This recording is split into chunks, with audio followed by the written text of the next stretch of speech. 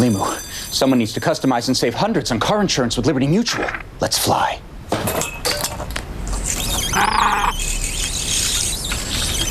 Chief? Doug. Wow. I thought you were right behind me. Only pay for what you need. Liberty, liberty, liberty, liberty. Tomorrow on ET, our Colin Gosselin exclusive, why his time with the Marines is now over. I still want to be a Marine. Yeah. That was happening now.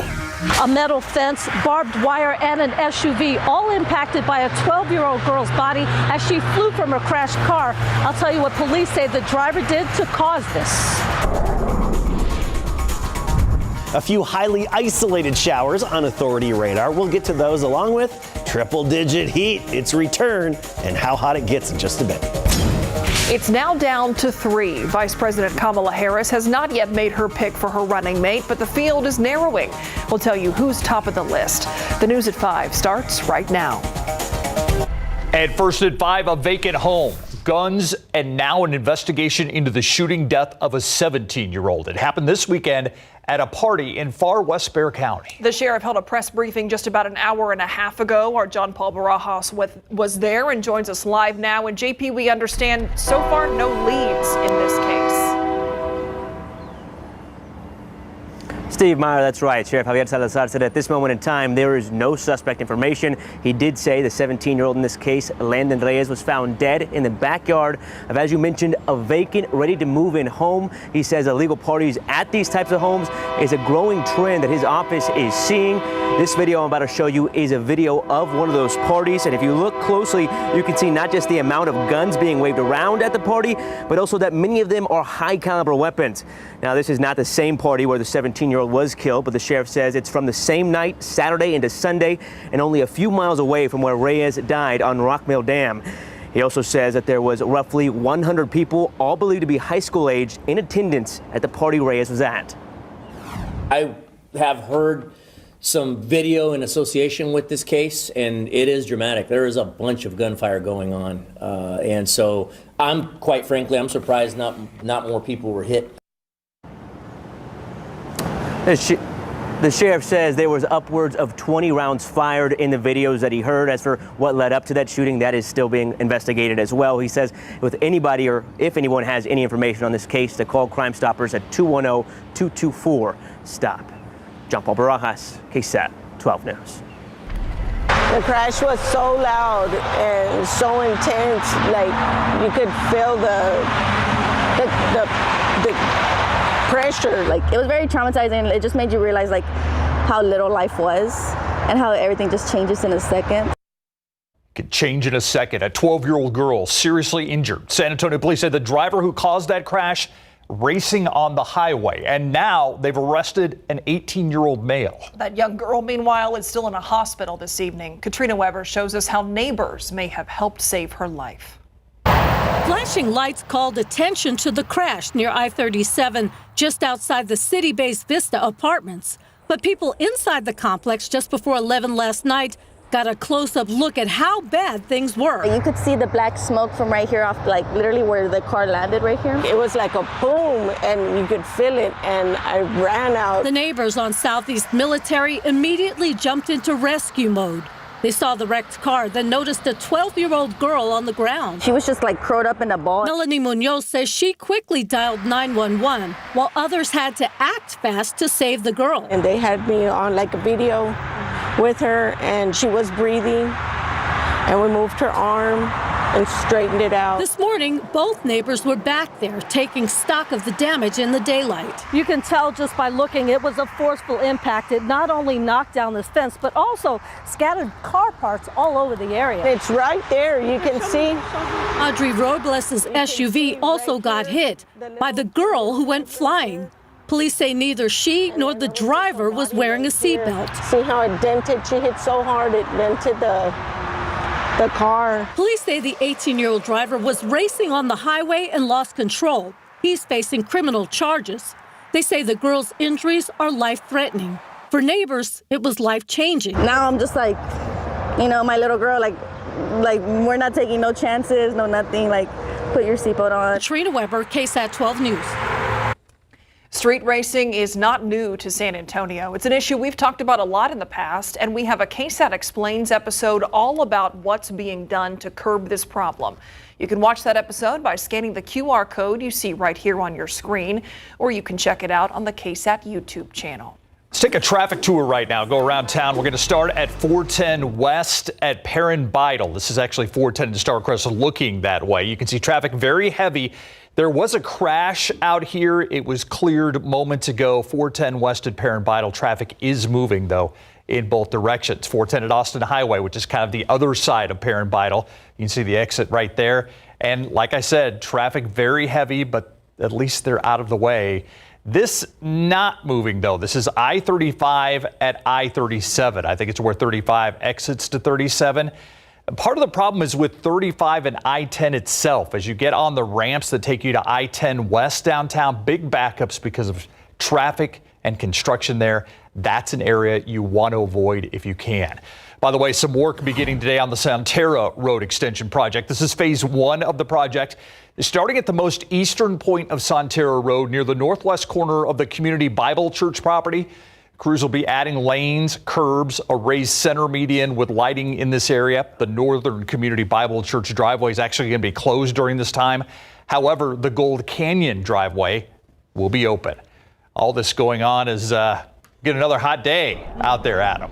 And you feel for the construction workers working these projects. That's exactly right? what I was thinking. Exactly. You have the heat, and it's only going to get hotter in the days ahead. Not only that, I mean, we love to have the rain that we did, but it made those construction sites just a muddy mess and another difficulty for them to get all the construction done. And there's a lot of construction around town, but that's progress, in my opinion. It's growth, growing pains. A few isolated downpours here and there, especially just south of Rock Springs in Edwards County. Hondo had a downpour earlier today, especially between 2 and 3 p.m. And look at this. Downtown Hondo, right along Highway 90, only 0.05 of an inch estimated by the radar. But you go just a mile south down County Road 541, between 0.5 and 0.6 of an inch of rain from the rogue downpour. Exactly average today. 97 are high temperatures so far. I always say so far because this time of year, it could still jump a degree before 6 o'clock. But that's exactly average, 97 degrees. We will be warming up, though. Del Rio at 99 right now. Shirts 99, 96 in Bulverde. Temperatures on the upswing. Get ready for triple digits. We'll talk about how hot it's going to get, along with an update on what is now Tropical Storm Debbie and an area we're watching in the tropics that could become our next system in just a bit.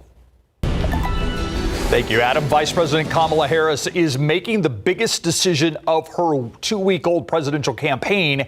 She's going to be choosing a running mate. Yeah, it's been a big question so far. She will introduce the new Democratic ticket to voters in several key battleground states this week. CNN correspondent Julia Benbrook joining us live at the White House with a bit more on each of the top contenders. Julia.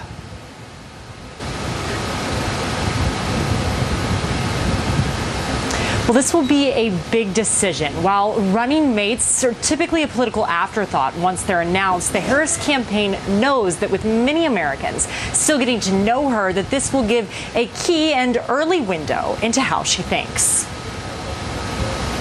Vice President Kamala Harris interviewed some of her potential VP picks on Sunday. 2 of those top contenders from battleground states, including former Pennsylvania Attorney General and current Governor Josh Shapiro. The vice president has a deeply personal decision to make. She will make the right decision for her and for the country. And Arizona Senator Mark Kelly, a retired Navy captain and NASA astronaut. Kelly represents a state President Joe Biden won by just over 10,000 votes in 2020. Donald Trump wants to drag us back to, his prior administration, which was a bad deal for Americans. Governor Tim Walz of Minnesota, a former high school teacher and congressman, also on the short list. He was one of the first to refer to the top of the GOP ticket as weird, a talking point that has gained traction in recent weeks. I'm just am who I am and put it out there. I think this is going to be really important that the best decision and the best for the vice president to make that. In the final days of the accelerated vice presidential search, Harris was most concerned with what one source close to the process described as the 3 C's: competence, chemistry, and core values. At the end of the day, It will be who she has good chemistry with and feels like I can lead, I can run a campaign in 95 days and win. Harris and her VP pick will hit the ground running, crisscrossing the country to visit battleground states. The first stop is Tuesday in Philadelphia. And we know that this announcement will come either at or before that Philadelphia rally. The Harris campaign has been teasing an exclusive live stream with the vice president and her running mate for those who donate, telling supporters that they can be some of the first to hear from the two of them together. Reporting live at the White House, Julia Benbrook, KSAT 12 News. Julia, thank you so much. In two other news at 5, he blamed the person he ran into. But will a jury buy it? That jury deliberating all afternoon in the manslaughter trial of Alexander Castro. This is for a deadly crash in 2022 on 281 near TPC Parkway. It killed 24-year-old Alexandra Siebert. Police said Castro driving more than 90 miles an hour after buying drinks at several bars. His attorney blames the initial wreck that stopped traffic for the crash, as well as mistakes made by police after the crash. If convicted, Castro could face up to 20 years in prison. Hard to believe, but today was the first day of school for students in Livonia, and we hope everyone, parents included, had a very good first day. That's key, too, in all this. Devin Karp was live this morning at Livonia Primary School for GMSA. He got to speak with some of those parents and the school's principal, who told him about some new things for students this year. The first day of school is a different experience with every kid. Yeah, it's a little bit rough to turn loose, but it's also a good learning opportunity for them. So yeah, so my sweet child, he is ready to go this morning, like almost peace out at the door, Mom. But everyone seems to be in good spirits today at Livonia Primary School and Livonia ISD. We want kids to know that learning is fun. Principal Shelley Keck says there's some new changes for the 800 students coming in this year, giving every classroom an outdoor garden, improving an outdoor classroom, and continuing a 4-day school week. In order to get our instructional minutes that the state requires, we come back about 8 days early, which is well worth it to get those 3-day weekends. She says it's helped improve learning and attendance at the school, all while appealing to the teachers that work here. You know, it really allowed us to have a work home life balance. We found that just our climate felt happier. We were able to not only balance work, but a great home life. Parent to second grade teacher Casey Tankersley says her son loves the change. We like it. It's good. It leaves Fridays kind of open to do those things that maybe we want to do as a family, or just to kind of have that day at home to regroup. With that change, Principal Keck says, comes less homework for students, with a little more homework for their parents. All we ask is parents to read with their children every day. And the more you read, the more you learn, right? Can you give me 5? Nice. Oh! I'm Devin Karp, KSAT 12 News. They were ready for back to school. Yeah. Well, it wasn't exactly the first day of school, but kind of felt like it for these new teachers joining Northside ISD. They're the ones headed back to class. We explain coming up on the news at 5.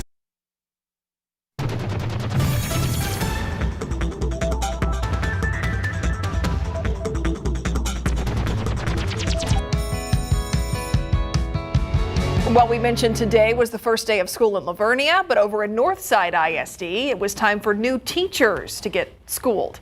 Today, over 700 new teachers were introduced to the district during a new teacher academy. It's a 2-day orientation designed to share the culture and the expectations of NISD, the area's largest school district. Right now it's a time full of hope. Everybody's excited right now. They want to go meet their students. They want to get into their classrooms and get all the learning spaces ready. And it's a lot of fun this time of year. It's a time of renewal every year. I feel like I'm part of a team, even though I might be in my own classroom sometimes. I know that I always have somebody I can go to for something. It makes me feel very comfortable that I'll have the support I need to do my job. Thankful to have all these teachers across our area. The first day of school for Northside ISD is August 19th. To a KSAT investigates now, an administrator at Livonia Independent School District remained on the payroll for months after being ordered to no longer show up for work. It is a serious issue when the district is essentially giving away public monies and receiving nothing in return. Lavernia's superintendent declined a request to be interviewed about the decision to continue paying Duffick while on leave for well over 4 months. In an interview with KSAT in the fall of 2020, Cohn told us, quote, "Whether we like it or not, we have to tell the story for what it is and be completely honest, whether it's about finances or what a teacher did or what a superintendent did. It's about communicating." That story tomorrow night on the Night Beat at 10, a KSAT Investigates exclusive. Let's take a look outside with live cam. You see high 90s there in the corner of your screen. It is hot, and it's getting hotter, Adam. Yeah, we're going to add another digit there to that high temperature, another integer as we get into the days ahead. And it's about time. I mean, it's been 30 days since we've had 100 degrees here in San Antonio. And that's a far cry from where we were this time last year or even the year before. We'll have that 100-degree day tally in comparison coming up at 6. But let's get right to it. Triple digits return again for San Antonio tomorrow. Rain, there actually is a little bit of hope, but that's by this upcoming weekend. I'll tell you why in just a moment. And then we've got the tropical storm, Debbie, an update. We could be talking up to 20 inches of rain in parts of the southeastern U.S. from that system. Let's get to temperatures first. Triple digits return, 100 tomorrow. Then it's up to 102 by Thursday and Friday. Keep in mind, the average is 97. Obviously, we're back above average after a string of days below average when we had the more active pattern and, of course, the areas of rain that we were very fortunate to have for a good week prior to what we've recently had with our new pattern. Speaking of pattern, upper level high, Big Blue H, the heat high, centered over Oklahoma. There's that counterclockwise circulation. And remember, this deflects all the active weather away from us. Actually, one reason why what was Hurricane Debbie hit Florida and didn't come westward into the Gulf of Mexico because of the heat high. And as we all know, this brings the hotter temperatures. It presses down on us and brings us the triple digits, which we're getting back into starting tomorrow.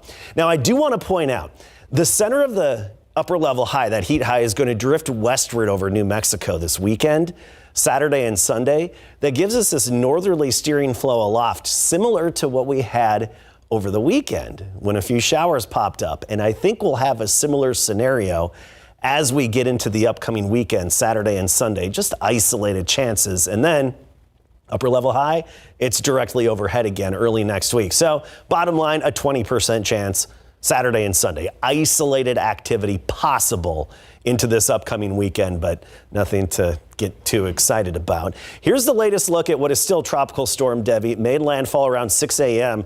right here in the Big Bend region of Florida. And that was a Category 1 hurricane. But don't even think of category with this system or its name.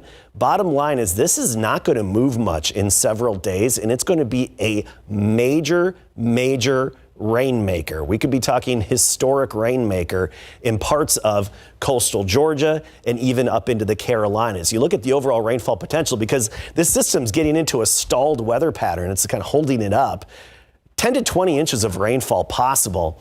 Talking Savannah to Charleston, already the lowland areas that are prone to flooding. So this is going to be a story you're going to hear more about throughout this week as the rain keeps coming and coming. That brings us to what else is out there and what could develop.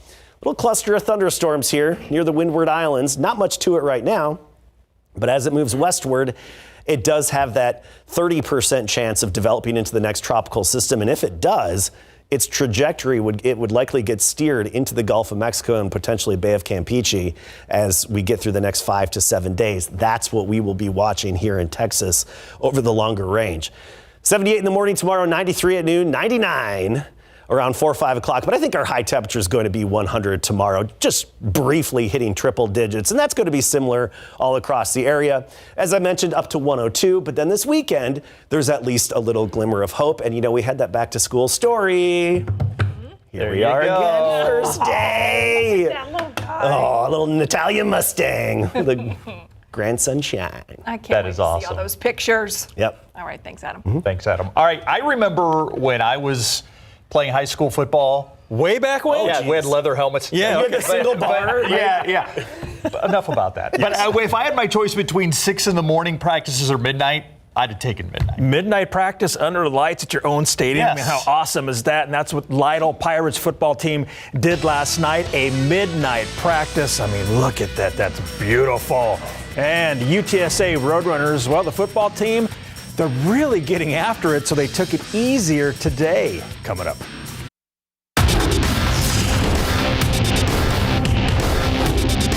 I think it's awesome that we could all come out here and our community come support us, and at this late hour, I think it's awesome.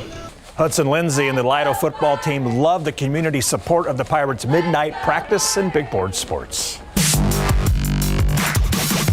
It's time to kick off our 2024 Big Game Coverage previews, and we're starting in Lytle, where the Pirates held midnight practice last night under their stadium lights. The Pirates are coming off a sweet season that saw them go 7-4 overall, 3-2 in District 14 through AD1, and reaching the first round of the playoffs. Dave Campbell's Texas Football predicts them to finish 4th in district this season, behind Jourdanton, Hondo, and Cole. With family in the stands, midnight practice was a blast. I think this is one of the best things about Lytle football. I think being able to come out here and all the parents and everyone here is just an amazing experience, and it's something that really boosts the morale of the team. I think it's like real awesome that we could come out here and all these people are here to support us, and I think it really means something that we're changing the culture around here. Lytle opened the season Friday night, August 30th at home with the Llano Yellow Jackets at 7 p.m. The 2024 KSAT Pigskin Classic is right around the corner, Thursday, August 29th at 7 p.m. The Bernie Greyhounds will take on the Piper Warriors at the Warrior Coliseum, live on KSAT 12. On the college level, the UTSA Roadrunners are also up early this morning. Training camp continues this week with a lighter start today. Last week's practices were so physical that today was just helmets for the guys. Head coach Jeff Traylor wants to make sure these practices don't lead to any preseason injuries while still focusing on the attention to detail. You play so physical on defense. It's hard to play that way in practice and keep everybody healthy. We have such a physical mindset on offense, how we run the football. It's hard to practice that stuff against our defense and keep everybody healthy. That's always the balance. Can we continue to stay up, look like a pro football team, and get after it and not anybody go to the ground? There was a lot of excitement this year. It's excitement every year, but this year for sure, guys was coming out ready to go from period one. The Roadrunners will open the season when they host Kennesaw State on August 31st. So already that physical in practice. Yeah, and it's time to go to the Dome. It is time to go to the Dome. Yeah. Y'all are ready, Dome, huh? sweet Dome. We are ready. Yeah. Ready for some football. We'll be right back. A new school year means a new edition of Science with Sarah. Meteorologist Sarah Spivey is excited to do some fun new experiments with students. And if you'd like her to stop by your school, just scan the QR code to register. That picture of her says excitement. All right, all you have to do is do this QR code, fill out the form. Your name will be entered in a random drawing. If your name is picked for the fall semester, Sarah will reach out to you via email. I did a Science with Sarah experiment this Did you weekend really? with my You kids. did? We made Which one? elephant toothpaste. 2-liter bottle, hydrogen peroxide, yeast, food coloring. Did you use it on an elephant? How'd it work? Toothpaste. Yeah. It worked.